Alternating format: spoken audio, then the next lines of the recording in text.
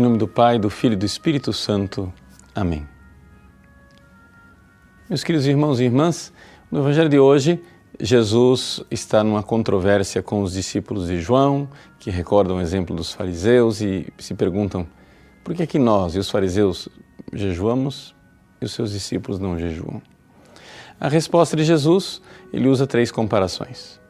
A do esposo, a do remendo novo em pano velho e a do vinho novo em odres velhos. Como interpretar essas comparações e o que é que Jesus realmente está querendo nos ensinar?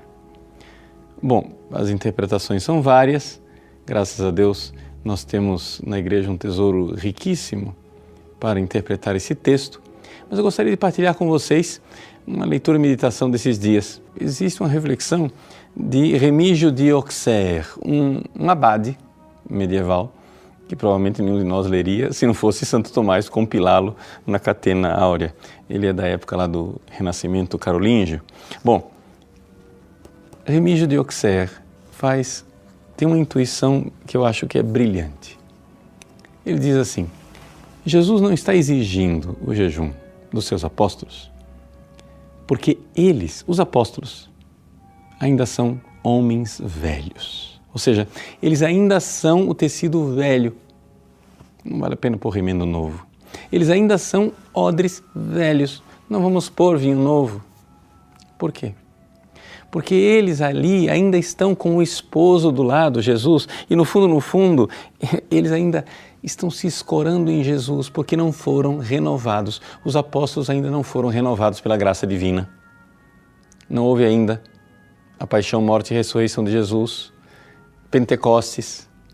Os apóstolos não foram refeitos pela graça. E aqui nós então podemos fazer essa reflexão sobre o primado da graça. Ou seja, Deus quer a nossa conversão, Deus quer a nossa mudança. E Ele está sempre oferecendo a sua graça para todos os seres humanos. Os maiores pecadores já têm lá a graça sendo oferecida. Mas não pretenda e não queira você, com suas próprias forças, ser santo, ser um homem novo. Não, meu irmão. Acontece o seguinte: Deus dá a graça suficiente para todas as pessoas, porque Deus quer que todos os homens sejam salvos e cheguem ao conhecimento da verdade. Mas quando você começa a sua conversão, saiba, a graça está sempre lá para sustentá-lo. Então nós que estamos em estado de graça, nós que nos confessamos, comungamos, etc., quando você começa a fazer jejuns, penitências, ou quando você faz alguma obra de apostolado, digamos assim, um pouco mais empenhativa, que você está se doando, se entregando, quando você faz uma caridade, faz o bem para os outros, ali existe um problema. Quando você se esquece que tudo isso que você faz sustentado pela graça. Você tem que se lembrar disto, porque senão você cai na soberba dos fariseus.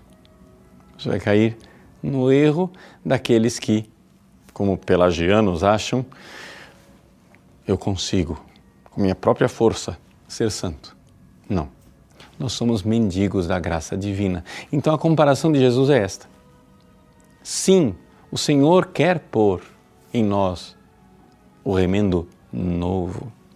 Ele quer pôr em nós o vinho novo, mas nós precisamos primeiro ser renovados por Ele. Então, nós precisamos entender isto, que, de fato, a caridade, o amor dos santos, aqueles atos heróicos que os santos são capazes de fazer, Deus quer que nós os realizemos, mas será Ele a realizá-los em nós, com a nossa cooperação, evidente.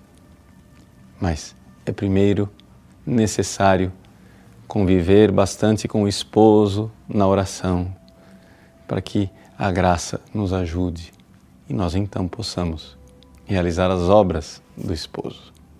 Então, essa é a reflexão que eu queria compartilhar com vocês. Compreendermos em tudo que nós fazemos de bom, está lá o Espírito Santo e a graça de Cristo a nos ajudar. Deus abençoe você. Em nome do Pai, do Filho e do Espírito Santo. Amém.